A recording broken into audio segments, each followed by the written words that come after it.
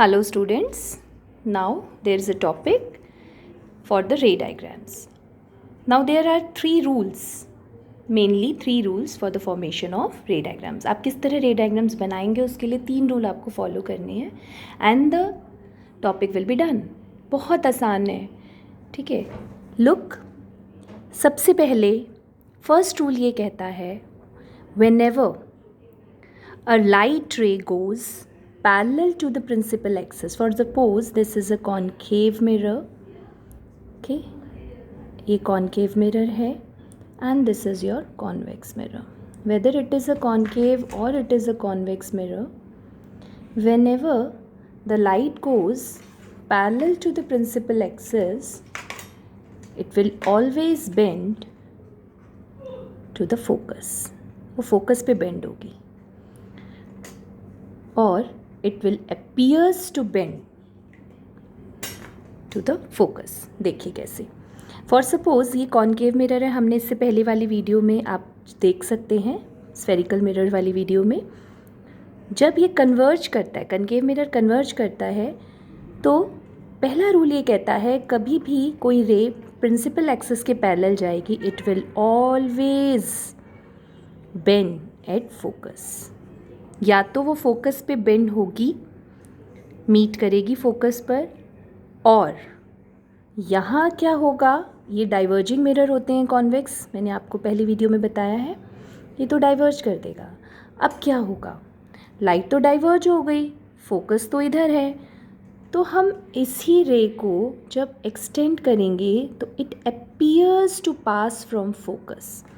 तो रूल ये कहता है दोनों मिरर्स में सेम रूल अप्लाई होता है, थोड़ा सा सेंटेंस का फ़र्क है. जैसे इधर कॉन्केव में the ray parallel to the principal axis it will bend towards the focus, and for convex the ray parallel to the principal axis appears to bend, not it is really it is not bending because वो तो diverge हो रही है, लेकिन हम उसको पीछे extend करेंगे तो it appears to bend at focus. Okay, तो फर्स्ट रूल ये कहता है, this is clear for you, whenever the light ray is parallel to the principal axis it will bend towards the focus, या it will pass through the focus और appears to pass through the focus. तो ये पहला rule हुआ.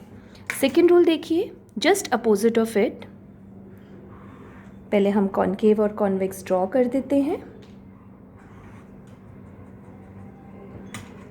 ये रफली draw हो रहा है. जब हम एक्चुअल में रे डायग्राम बनाएंगे तो we will use compass and scale. So ये पोल हो गया, इसका फोकस इधर, इसका फोकस इधर. So the second rule says that whenever a light रे passes through the incidence ray passes through the focus,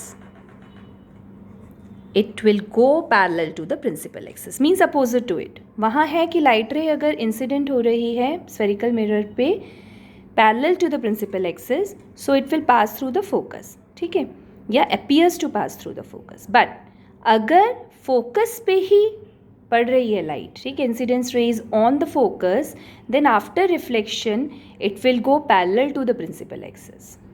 अब यहाँ देखिए क्या होगा, यहाँ तो हमेशा फोकस जो है वो दूसरी तरफ है, लाइट आएगी हमेशा रिफ्लेक्टिंग सरफेस पे. लाइट तो हमेशा रिफ्लेक्टिंग, हम अपनी कन्वीनियंस के अकॉर्डिंग लाइट को हमेशा फ्रॉम द लेफ्ट साइड से एंटर करते हैं, इंसिडेंट कराते हैं, ताकि, और यहाँ पे इस तरफ रिफ्लेक्टिंग सरफेस रखते हैं. कॉन्केव का रिफ्लेक्टिंग सरफेस इस तरफ है और कॉन्वेक्स का रिफ्लेक्टिंग सरफेस इसी तरफ है. तो जब लाइट रे आती है, इंसिडेंट रे, ठीक है, तो ये तो पैरेलल वाला हो गया, but we are not forming parallel to the principal axis. Light ray हमको फोकस पे डालनी है. अब फोकस पे कैसे जाएगी, नहीं जा सकती. तो ये क्या होता है, इसमें होता है कि whenever a light ray is appears to incident, मतलब लग रहा है हमें, it's not actually incidenting on the focus, but it appears to get pass from focus, मतलब ऐसा लग रहा है हमको वो फोकस से पास हो रही है, then it will go parallel to the principal axis. Same चीज़ है यहाँ पे.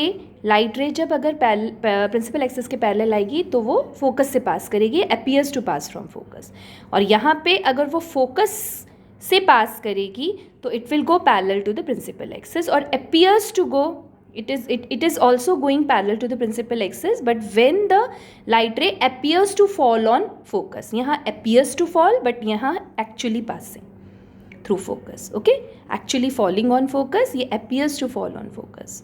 तो ये रूल सेकेंड फर्स्ट का अपोजिट हो गया. वहाँ पैरेलल आ रही है लाइट रे तो फोकस से जा रही है रिफ्लेक्शन होने के बाद, after reflection it is going through focus.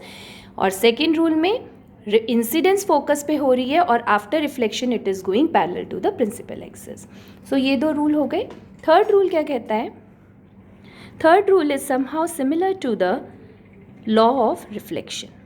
आपको पता होना चाहिए लॉ ऑफ रिफ्लेक्शन क्या होता है. आपने प्रीवियस क्लासेस में 7th में आपने पढ़ा होगा.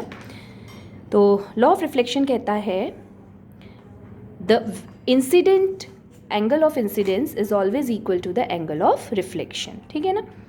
तो वही चीज़ है यहाँ पे. ये जो प्रिंसिपल एक्सिस होती है एक्चुअली नॉर्मली तो होती है. Okay, and this is your pole. This is your pole.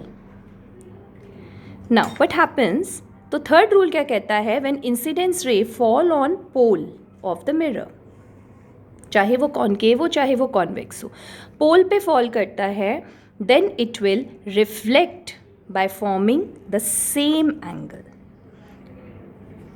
Okay, वो आफ्टर रिफ्लेक्शन सेम एंगल बना के रिफ्लेक्ट होगा. यहाँ पे भी सेम है. Angle of incidence is between normal and incident ray. Normal and incident ray. तो angle of reflection between normal and reflected ray. Okay, so whenever a light ray falls on the pole, it will reflect by forming the same angle. Okay, तो ये actually आपका third rule is the angle of law of reflection only. तो ये 3 rules हमको ध्यान में रखने हैं और इसके ही अकॉर्डिंग हम अपना रे डायग्राम बनाएंगे. ये 3 मेन आपको चाहिए जो मैंने आपको बता दी. Thank you.